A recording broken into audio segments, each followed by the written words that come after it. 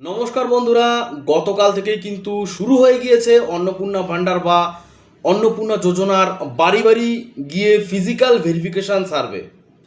আপনি অনলাইনে আবেদন করে থাকুন বা অফলাইনে, যদি এই চার ক্যাটাগরির মধ্যে আপনার নাম পড়ে তবে কিন্তু আপনার আবেদনটি সরাসরি বাতিল হবে।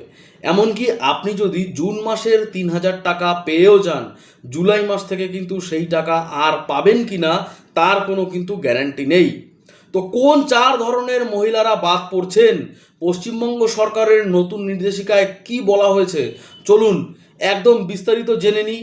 তাই আপনি যদি আমার চ্যানেলে নতুন হয়ে থাকেন তাহলে অবশ্যই চ্যানেলটিকে সাবস্ক্রাইব করে রাখুন এরকম ধরনের ভিডিও পাওয়ার জন্য, এবং আপনি যদি ভিডিওটি ফেসবুক পেজ থেকে দেখে থাকেন তাহলেও পেজটিকে অবশ্যই ফলো করে রাখুন এরকম ধরনের ভিডিও পাওয়ার জন্য। তো বন্ধুরা, আসলে সরকারের মূল লক্ষ্য হলো একটি সম্পূর্ণ নির্ভুল এবং বিশুদ্ধ তালিকা তৈরি করা। এর আগে লক্ষ্মীর ভাণ্ডার প্রকল্প চলাকালীন বেশ কিছু অভিযোগ ও দুর্নীতির কথা কিন্তু সামনে এসেছে, যেখানে দেখা গেছে অনেকে সরকারি চাকরি করেও টাকা পাচ্ছিলেন, আবার পুরুষদের নামেও কিন্তু তালিকায় ঢুকে গিয়েছিল। কিন্তু এবার অন্নপূর্ণা যোজনার আর সেই সুযোগ কিন্তু থাকছে না। এবার একদম কঠোরভাবে ঝাড়াই বাছাই ছাঁটাই প্রক্রিয়া শুরু করা কিন্তু হয়েছে। তো চলুন দেখে নিই সেই চারটে বড় কারণ যার জন্য কিন্তু আপনার নাম বাতিল হয়ে যেতে পারে। প্রথমত, যদি নিয়মিত আয়কর বা ইনকাম ট্যাক্স দেন তারা কিন্তু এই সুবিধা পাবেন না। এছাড়া যারা সরকারি চাকরি করেন, নিয়মিত ভালো বেতন পান, সে সরকারি হোক বা কোনো বড় বেসরকারি সংস্থা, কিংবা যারা নিয়মিত পেনশন পাচ্ছেন, তাদের নাম কিন্তু এই তালিকা থেকে বাদ দেওয়া হবে।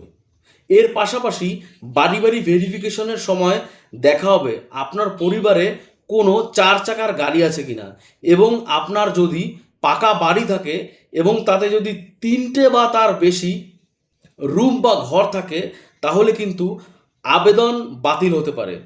অবশ্য সরকারের দেওয়া ১ বা ২ রুমের ছোট পাকা বাড়ি হলে সমস্যা নেই। ব্যাংক অ্যাকাউন্টে এবং পরিবারের মোট আয় কিন্তু যাচাই করা হতে পারে। দ্বিতীয়ত, কিন্তু সন্তানদের শিক্ষা প্রতিষ্ঠান সংক্রান্ত আপনাদের কিন্তু নিয়ম কিন্তু জানা উচিত। এইগুলোও কিন্তু আপনাদের প্রশ্নে করতে পারে। কিছুদিন আগে স্পষ্ট জানানো হয়েছে, আবেদনকারীর যদি কোনো ছোট বাচ্চা থাকে এবং তাকে যদি এমন কোনো প্রতিষ্ঠানে পড়তে পাঠানো হয় যেখানে ভারত বিরোধী কথা শেখানো হয়, বন্দে মাতরম বলতে বাধা দেওয়া হয়, কিংবা শুধু নির্দিষ্ট ধর্মীয় শিক্ষা দেওয়া হয়, তবে সেই পরিবারের আবেদন কিন্তু বাতিল হবে।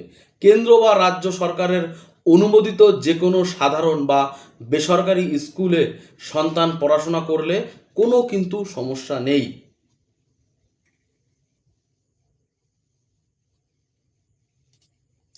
তৃতীয় কারণটি হলো ভোটার তালিকা।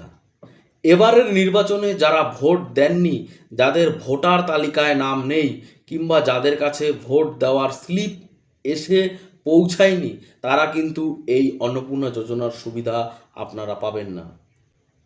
চতুর্থ, যাদের নাম এসআইআর তালিকা থেকে বাদ পড়েছে তারাও কিন্তু এই সুবিধা পাবেন না। তবে এখানে একটি স্বস্তি রয়েছে, এসআইআর তালিকা থেকে নাম বাদ পড়ার পর কেউ যদি ট্রাইব্যুনালে আবেদন করে থাকেন কিংবা বর্তমানে সিএতে আবেদন করে থাকেন তবে তারা কিন্তু এই সুবিধা পেয়ে যাবেন। তাহলে বন্ধুরা, এই যে বাড়ি বাড়ি সার্ভে শুরু হয়েছে, তো এই বিষয়গুলো কিন্তু অবশ্যই আপনাদেরকে মাথায় রাখতে হবে। এই নিয়মে আপনার মনে কোনো প্রশ্ন থাকলে আমাকে অবশ্যই নিচে কমেন্ট বক্সে কমেন্ট করে জানাতে ভুলবেন না। আর রাজ্য ও কেন্দ্রীয় এই রকম প্রতিটি গুরুত্বপূর্ণ আপডেট সবার আগে পাওয়ার জন্য আমাদের চ্যানেলটি এখনই সাবস্ক্রাইব করে রাখুন। দেখা হচ্ছে পরের ভিডিওতে নতুন কোনো আপডেটের সাথে। ভালো থাকবেন, সুস্থ থাকবেন। জয় হিন্দ, বন্দে মাতরম, ভারত মাতা কি জয়।